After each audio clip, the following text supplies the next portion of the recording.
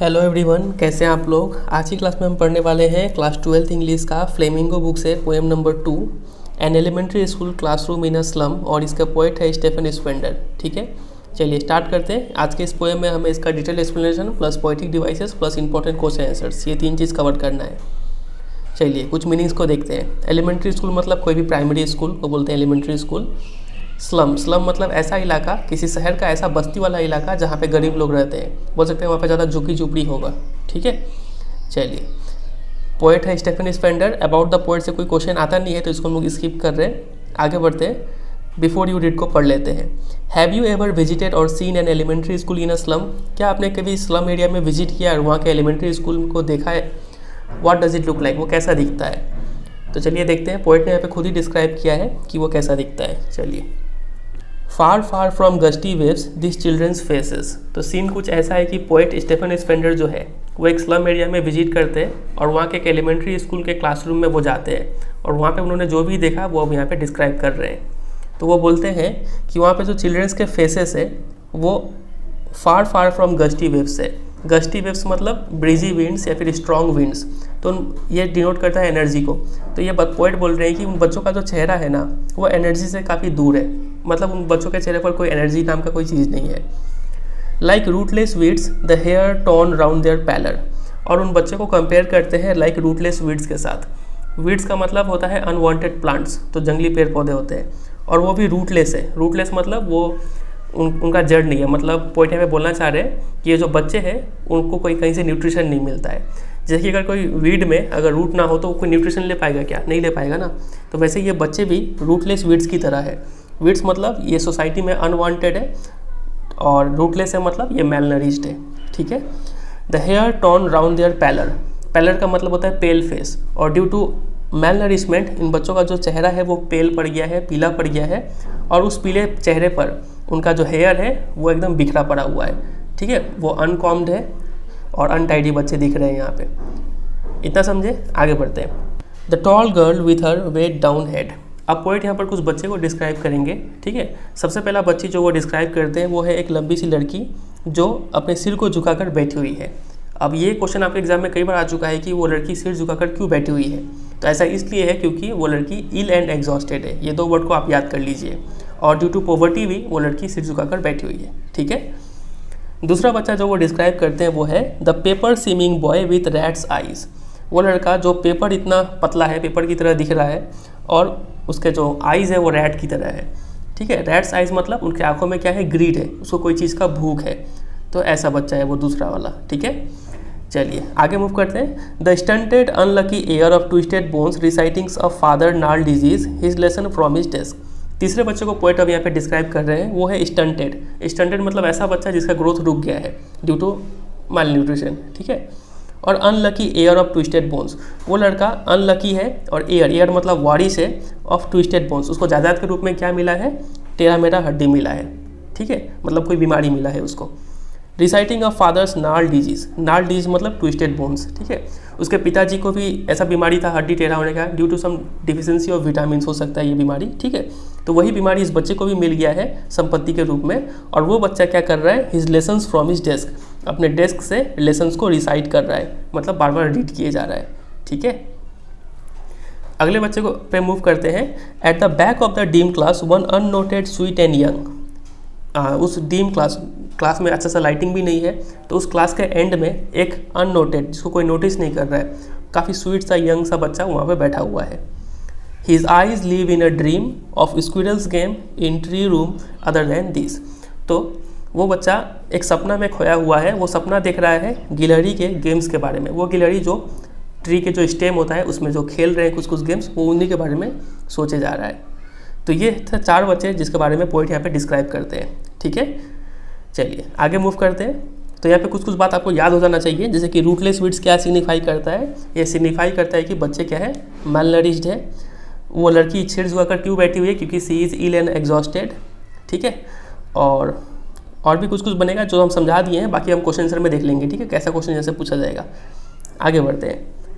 On सोर cream walls donations. अब poet describe करते हैं उस क्लासरूम को, उस क्लासरूम के वॉल्स को। तो पोएट उन क्लासरूम वॉल्स को डिस्क्राइब करते हुए बोलते हैं कि उनका जो कलर है ना वो सोर क्रीम हो चुका है। जैसे कि कोई क्रीम को अगर हम छोड़ देते हैं, वो ख़राब होने के बाद थोड़ा मैला टाइप का कलर हो जाता है, ठीक है, ऑफ वाइट कलर हो जाता है। तो वैसा ही कलर कुछ उस क्लासरूम के वॉल्स का था, ठीक है, मैला वाइट टाइप का था। और उन्हीं वॉल्स पे डोनेशंस लगाए हुए गए थे। लोगों ने कुछ जो डोनेशंस दिया है उसका कुछ लगा हुआ है वॉल्स पे। देखते हैं क्या क्या डोनेशन में मिला था। सबसे पहला था शेक्सपियर सेड। उस वॉल में एक फ़ोटो लगा हुआ है शेक्सपियर का, ठीक है, ये है पहला डोनेशन। दूसरा क्लाउडलेस एट डॉन, दूसरा पिक्चर है एक ऐसा सीन का जो मॉर्निंग का सीन दिखा रहा है वहाँ पे। डॉन का मतलब मॉर्निंग टाइम होता है, डस्क मतलब इवनिंग होता है, ठीक है। तो उस मॉर्निंग के समय में जब सनराइज़ हो रहा होता है तो वो काफ़ी क्लाउडलेस स्काई है, तो वैसा कुछ सीन का एक फ़ोटो वहाँ पे लगा हुआ है। ये दूसरा डोनेशन है। तीसरा डोनेशन है सिविलाइज्ड डोम राइटिंग ऑल सिटीज़। मतलब वहाँ पे एक ऐसा सीन बनाया गया है जिसमें बिल्डिंग्स है और उस पर डोम शेप का स्ट्रक्चर बना हुआ है, ठीक है, और शहर का चकाचौंध दिखाया गया है। ये था तीसरा डोनेशन। चौथा बेल्ड फ्लावरी टायरोलीज वैली। टायरोलीज वैली एक ऐसा वैली है जो काफ़ी ब्यूटीफुल है, ठीक है, कलरफुल है, फुल ऑफ फ्लावर्स है, वहाँ पे बेल्स लगे हुए हैं, ठीक है, माउंटेन्स, रिवर्स, ये सब चीज़ है वहाँ पे। तो ये चौथा चीज़ था जो डोनेशन में वहाँ पे मिला हुआ था। अगला चीज़ यहाँ पे बोला गया है open handed map awarding the world it's world. ये काफ़ी इंपॉर्टेंट लाइन है। फिर वहाँ पे एक मैप का पिक्चर लगा हुआ है और वो मैप ओपन हैंडेड मैप मतलब ऐसा मैप जो पावरफुल पीपल ने ड्रॉ किया है।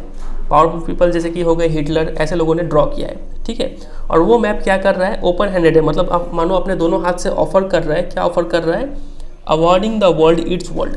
ये जो वर्ल्ड है, स्लम एरिया का जो वर्ल्ड है, ये वर्ल्ड को अपना वर्ल्ड देने का कोशिश कर रहा है। अपना वर्ल्ड मतलब कौन सा वर्ल्ड, जिसमें प्रॉस्पेरिटी है, रिचनेस है, वो वाला वर्ल्ड। तो यहाँ पे दो वर्ल्ड का कंपैरिजन किया जा रहा है। एक वर्ल्ड तो ये स्लम एरिया वाला वर्ल्ड है जहाँ पे मैल नरिशमेंट है, पॉवर्टी है, डार्कनेस है, ठीक है, लैक ऑफ एजुकेशन है। और एक दूसरा वर्ल्ड है जो रिच लोगों का वर्ल्ड है जहाँ पे ब्यूटी है, वेलबींग है, प्रॉस्पेरिटी है। तो इस दोनों वर्ल्ड को यहाँ पे कंपैरिजन किया जा रहा है। तो वो जो मैप है ना, वो मैप अपना वर्ल्ड ये लोगों को ऑफर कर रहा है जो इन लोगों को कभी मिलने नहीं वाला है। And yet for this children this Windows not this map there world. तो यहाँ पे लिखा गया है इन बच्चों के लिए ये जो विंडोज़ है ना, जो विंडो के बाहर इन्हें जो दिख रहा है, जो फॉगी है एरिया है, जो पॉल्यूशन है, वही इनका अपना वर्ल्ड है, नॉट दिस मैप। ये मैप इनका वर्ल्ड नहीं है, ठीक है। इसके ऊपर हम लोग क्वेश्चन भी करेंगे दोनों वर्ल्ड के बारे में, तब आपको और अच्छे से समझ में आएगा। Where all their futures painted with the fog. तो इनके विंडोज़ के बाहर इन्हें क्या दिखता है, इनको अपना फ्यूचर दिखता है और वो future painted with the fog है। पेंटेड विद द फॉग का मतलब इनका जो फ्यूचर है वो काफ़ी डार्क है और अनसर्टेन है, पता नहीं है इनके फ्यूचर में क्या होने वाला है, ठीक है। तो ये दो कीवर्ड आप याद कीजिए, डार्क एंड अनसर्टेन, इस पेंटेड विद द फॉग का मतलब होता है, ठीक है। चलिए आगे बढ़ते हैं। A narrow street sealed in with a lead sky. फिर इनको विंडो के बाहर और क्या दिखता है, एक पतला सा रास्ता दिखता है, सिकुड़ा हुआ रास्ता जो ऊपर से भी बंद है लीड स्काई से। लीड स्काई मतलब डार्क क्लाउड से ऊपर से भी सील किया हुआ है, मतलब ये लोग एक कैद होकर रह चुके हैं इस एरिया में, ठीक है। Far far from rivers, caves and stars of words. और ये बच्चे काफ़ी दूर है उन नदियों से, उन केव्स से। केव्स मतलब ऐसा मतलब हाईलैंड जो वाटर बॉडी में थोड़ा निकला हुआ हो, ठीक है। आप इस पिक्चर को देखिए, इसको बोलते हैं केव्स, ठीक है। तो ये बच्चे लोग रिवर से भी काफ़ी दूर है, केव्स से भी काफ़ी दूर है, और स्टार्स ऑफ वर्ड्स मतलब यहाँ पे एजुकेशन बोला जा रहा है, एजुकेशन से भी काफ़ी दूर है, ठीक है। तो ये था सेकंड स्टैंजा। मूव करते हैं थर्ड स्टैंजा पे। Surely Shakespeare is wicked, the map a bad example. तो इन बच्चों के लिए शेक्सपियर जो है ना वो विकेड है। विकेड का मतलब होता है एविल, एक बुरा पर्सन है इन बच्चों के लिए। क्यों बुरा पर्सन है, क्योंकि शेक्सपियर ऐसे चीज़ों के बारे में, ऐसे रॉयल चीज़ों के बारे में लिखता है ना जो बच्चे समझ नहीं पाते हैं। और शेक्सपियर के जो नॉवेल्स होते हैं उसमें जो कैरेक्टर्स होते हैं वो ये बच्चे उस कैरेक्टर से रिलेट नहीं कर पाते हैं, इनको समझ में नहीं आता है कि ये किस चीज़ के बारे में लिख रहा है। तो इनके लिए शेक्सपियर एक बुरा इंसान है। The map a bad example. और ये जो मैप है ये बैड एग्जाम्पल है, काफ़ी इंपॉर्टेंट। ये मैप बैड एग्जाम्पल क्यों है, क्योंकि ये मैप में शिप्स दिखाए गए हैं, सन दिखाए गए हैं और लव दिखाए गए हैं। और ये सब चीज़ ना इन बच्चों को टेम्प्ट करते हैं, उकसाते हैं क्या करने के लिए, स्टील करने के लिए, चोरी करने के लिए। ये सब चीज़ इन बच्चों के नसीब में है ही नहीं, कभी नहीं मिलेगा नहीं, ठीक है। इसलिए ये मैप जो है ये बैड एग्जाम्पल इन बच्चों के लिए। For lives that slightly turn in their cramped holes from fog to endless night. ये बच्चे लोग जो स्लाइली का मतलब होता है सीक्रेटली, जिनका जीवन चुपके से क्रैम्प्ड होल्स, क्रैम्प मतलब सिकुड़ा हुआ, ठीक है, जहाँ पे ज़्यादा स्पेस ना हो, छोटे छोटे बिल में इनका जो लाइफ गुजरता है। और इनका जो लाइफ है वो फॉग, ठीक है, मॉर्निंग जब सुबह उठते हैं तब भी धुआं धुआं रहता है, काफ़ी फॉगी रहता है इनका इन्वायरमेंट, टू एंडलेस नाइट, और ऐसा नाइट जो कभी ख़त्म ना हो, ठीक है। तो सुबह से लेकर रात तक इनका जो लाइफ है वो काफ़ी पेन और सफरिंग से भरा पड़ा है, ठीक है। इन बच्चों के लिए ये शेक्सपियर जो है वो विकेड है, बुरा इंसान है, और मैप एक बैड एग्जाम्पल है। On their slag heap, these children wear skins peeped through by bones and spectacles of steel with mended glass, like bottle beads on stones. अब ये देखिए क्या बोला गया है, on their slag heap. slag मतलब होता है वेस्ट मटेरियल और heap मतलब उसका ढेर। तो उनके बॉडी को एक कचरे का ढेर के जैसे कंपेयर किया गया है। तो बोल रहे हैं कि वो अपने कचरे के ढेर पर दिस बच्चे क्या पहनते हैं, स्किन्स, चमड़ा को पहन लेते हैं, पीप्ड थ्रू बाई बोन्स, और कहीं कहीं पर उनका हड्डी निकला हुआ है, काफ़ी पतले दुबले हैं ये लोग।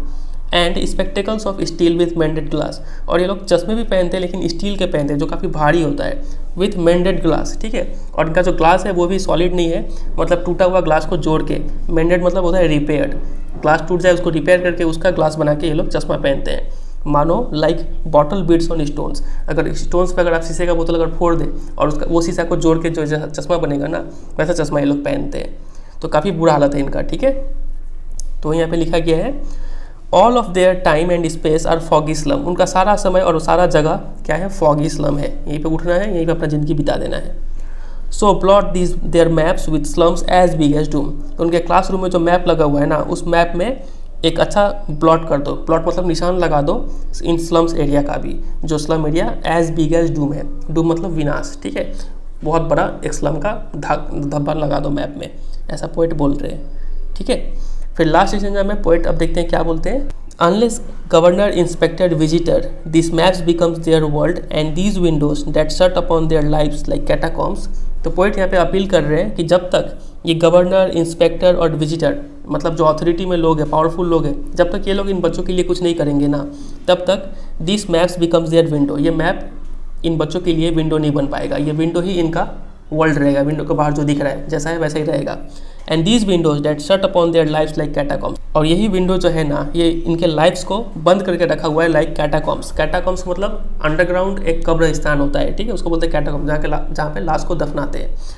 तो ये जो विंडोज़ है इन बच्चों को ऐसे ही उस कब्रिस्तान में की तरह बंद करके रखा हुआ है।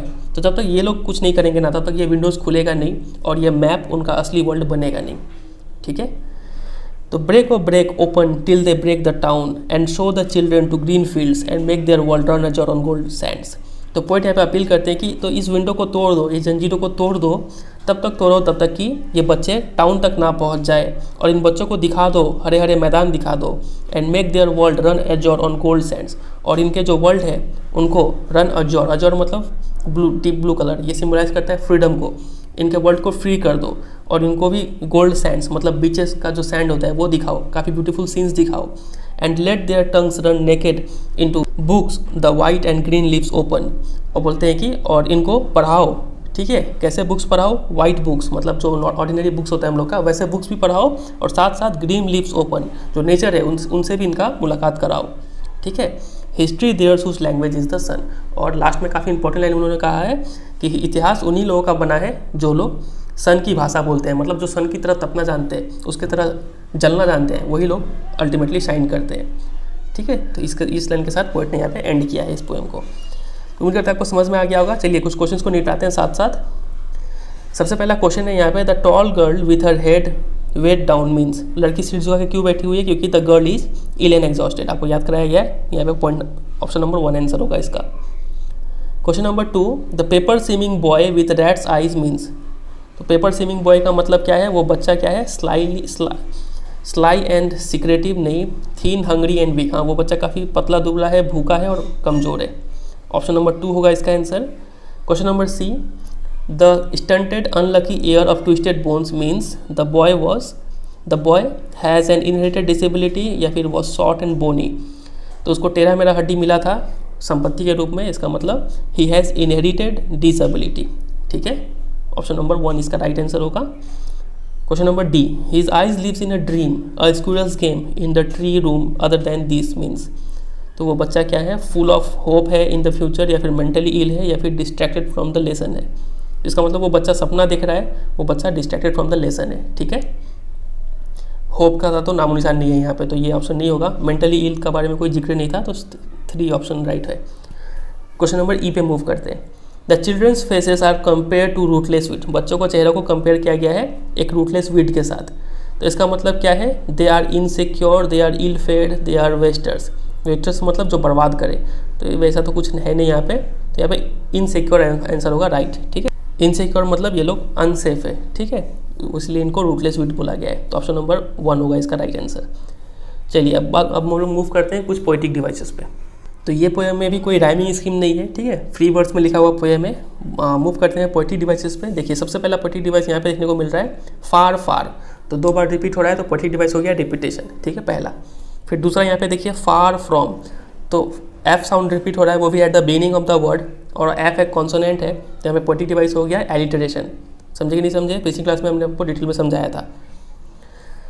चलिए दूसरा लाइक रूटलेस वीड, तो बच्चों का चेहरा को कंपेयर किया गया है रूटलेस वीड के साथ, और लाइक या फिर एज वर्ड का यूज़ किया गया है यहाँ पे। इसका मतलब यहाँ पे पोएटिक डिवाइस क्या हो गया? सिमिली हो गया। ठीक है, फिर और देखिए यहाँ पे पेपर सीमिंग बॉय, उस बच्चे को कंपेयर किया गया है पेपर के साथ, और लाइक या फिर एज या फिर दैन वर्ड नहीं है, यहाँ पे पोएटिक डिवाइस हो गया मेटाफर। ठीक है, सिमिलरली यहाँ पे रैट्स आइज, आइस को कंपेयर किया गया है चूहे की आंखों के साथ, तो यहाँ पे पोएटिक डिवाइस हो गया मेटाफर। फिर अगला यहाँ पे देखिए सोर क्रीम वॉल्स, उन वॉल के कलर को सोर क्रीम के साथ कंपेयर किया गया है, लेकिन लाइक या फिर एज वर्ड नहीं है, तो यहाँ पे पोएटिक डिवाइस हो गया मेटाफर। फिर आगे देखिए शेक्सपियर्स हेड, तो जब भी हम लोग किसी particular person, particular place, thing को रेफर करते हैं ना, तो वहाँ पे पोएटिक डिवाइस हो जाता है अल्यूजन। तो यहाँ पे शेक्सपियर को रेफर किया गया है, तो यहाँ पे पोएटिक डिवाइस हो गया अल्यूजन। सिमिलरली यहाँ पे टायरोलिस वैली, एक पर्टिकुलर प्लेस को रेफर किया गया है, तो यहाँ पे पोएटिक डिवाइस हो गया अल्यूजन। फिर अगला हम यहाँ पे देखें बेल्ड फ्लावरी टायरोलिस वैली, ई साउंड को ज़्यादा ही प्रोमिनेंट हो रहा है, और ई एक वोवेल है, तो prominence of vowel sound in a line is called assonance. ठीक है, तो ये हमने समझा यहाँ पे। अगला पोएटिक डिवाइस आप यहाँ पे देखें लीड स्काई। ठीक है, स्काई को कंपेयर किया गया है लीड स्काई के साथ, अंधकार क्लाउड है, तो यहाँ पे पोएटिक डिवाइस हो गया मेटाफर। फिर फार फार फिर से हो गया यहाँ पे रिपीटेशन। फिर यहाँ पे देखिए क्रैम्ड होल्स, तो उनके घर को एक छोटे छोटे बिल के साथ कंपेयर किया गया है, तो यहाँ पे पोएटिक डिवाइस है मेटाफर।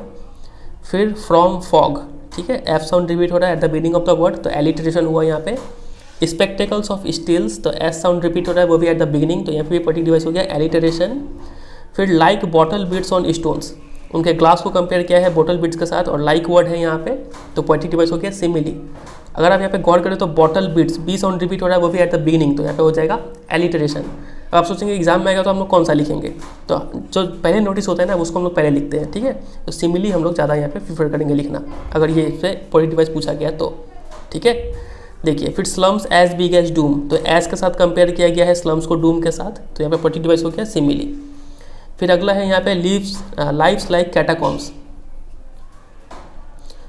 तो यहाँ पे लाइक के साथ कंपेयर किया गया है उनके लाइव्स को कैटाकॉम्स के साथ, तो यहाँ पे पोएटिक डिवाइस हो जाएगा सिमिली। फिर यहाँ पे देखिए वाइट एंड ग्रीन लिप्स, यहाँ पे हमें पता है वाइट मतलब क्या बोला जा रहा है? बुक बोला जा रहा है, मतलब बुक को वाइट से कलर के कंपेयर किया गया है, और ग्रीन लिप्स मतलब नेचर को बोला गया है यहाँ पे, तो यहाँ पे पोएटिक डिवाइस हो गया मेटाफर। ठीक है, और यहाँ पे देखिए रन रन, जब 2 या फिर 2 से ज़्यादा लाइन सेम वर्ड से स्टार्ट हो तो वहाँ पे पोएटिक डिवाइस होता है एनाफोरा। ये नया है, इसको याद कर लीजिए। ठीक है, एनाफोरा। तो ये सब हो गया कुछ पोएटिक डिवाइस यहाँ पे। चलिए अब हम मूव करते हैं क्वेश्चन आंसर्स पे। चलिए अब कुछ इंपॉर्टेंट क्वेश्चन आंसर्स देख लेते हैं इस चैप्टर से। तो देखिए question number 1, read the extract given below and answer the questions that follow.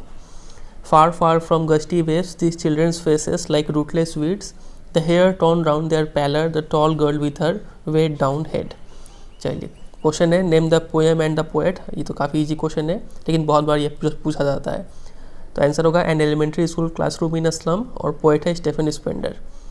Who are this children, ये बच्चे कौन है? तो the poet is talking about those children who go to the elementary school in a slum. Easy. Question number 3, which figure of speech has been used in the first 2 lines. Figure of speech मतलब poetic devices. तो पहले 2 line में कौन सा poetic device है? Far फार में repetition है, far from में एलिट्रेशन है, और लाइक रूटलेस वीड में सिमिली है। तो वही तीनों यहाँ पे लिखा हुआ है। ठीक है, अगर यहाँ पे कोई एक पूछा रहता तो हम लोग पहले सिमिली को लिखना ज़्यादा प्रीफर करते। Question number 4, why is the tall girl's head weighed down.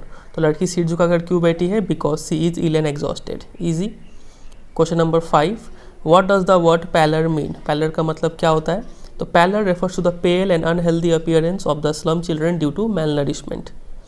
Question number 6, give 2 phrases which tells us that the child are undernourished। तो देखिए क्वेश्चन इस टाइप से भी आते हैं। 2 फ्रेज बताना है इस एक्सट्रैक्ट से जिससे हमें पता चलता है कि बच्चे अंडर नरिश्ड है।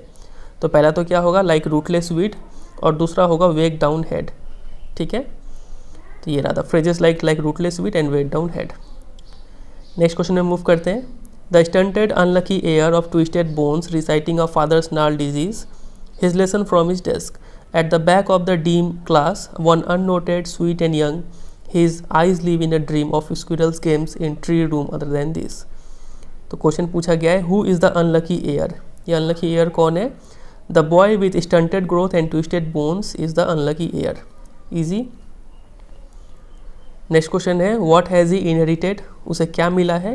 तो he has inherited the gnarled disease मतलब twisted bones of his father.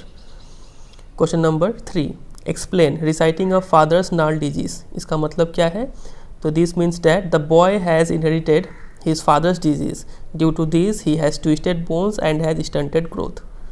बहुत इंपॉर्टेंट है ये। Question number 4 who is sitting at the back of the dim class? तो एक unnoted sweet young boy is sitting at the back of dim class और वो कर क्या रहा है? He is dreaming of squirrels playing games in tree room. ठीक है। और question number 5 how is he different from rest of the class? तो कैसे वो अलग है बाकी बच्चों से? The boy is lost in his thoughts, वो अपने ही ख्यालों में खोया हुआ है, वो डे ड्रीमिंग कर रहा है about squirrels game in the stem of a tree. ठीक है, तो ये होगा इसका आंसर और कुछ यहाँ पे नहीं है। क्वेश्चन नंबर 3 पे आते हैं। ये 3 बहुत ही इंपॉर्टेंट है, ऐसे यहाँ पे सभी क्वेश्चन काफ़ी इंपॉर्टेंट है। The walls of the classroom are decorated with the pictures of Shakespeare, buildings with domes, world maps and beautiful valleys. How do this contrast with the world of this children? तो ये जो line है ये अपने आप में ही काफ़ी important line है। इस लाइन में बताया गया है कि उस क्लासरूम के वॉल्स पे क्या क्या चीज़ के पिक्चर्स लगे हुए थे, मतलब क्या क्या चीज़ डोनेशन में मिले हुए थे।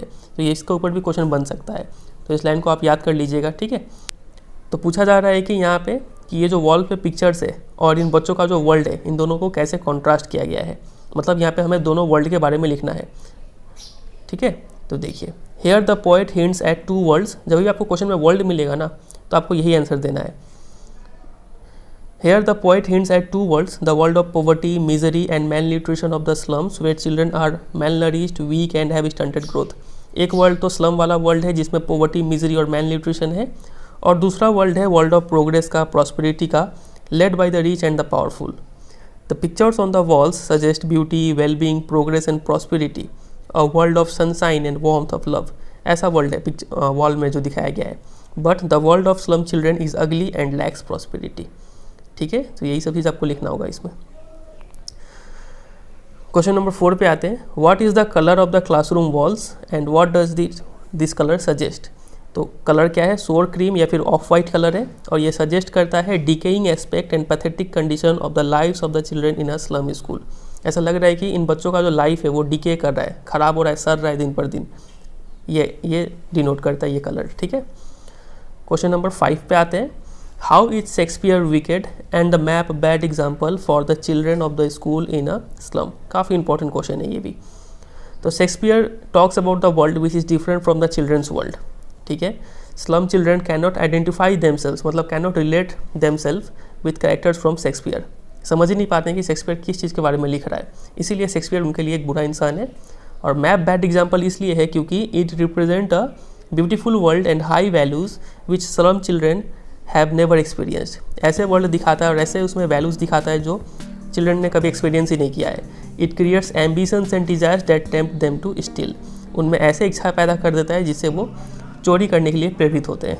ठीक है, क्वेश्चन नंबर 6 पे मूव करते हैं। On their slag heap this children wear skins peeped through by bones and spectacles of steel with mended glass like bottle bits on stones. Question पूछा गया है एक्सप्लेन स्लैग हीप, इसको explain करना है। The thin and hunger stricken bodies of the poor children are refer to as slag heap. ठीक है, उनके शरीर को ही स्लैग हीप बोला गया है। स्लैग हीप का मतलब वैसे गार्बेज हीप होता है, और the bodies of the children को कंपेयर किया गया है गार्बेज हीप के साथ में। ठीक है, what future awaits this children? इनका फ्यूचर कैसा है? The future of slum children is dark and uncertain. ठीक है, पेंटेड विद अ फॉग, आपको याद होगा। This future is painted with fog, वो यहाँ पे लिखा गया है। Meaning they have to spend their lives in darkness from foggy morning to unending night. They have to suffer and live in crammed holes like insects.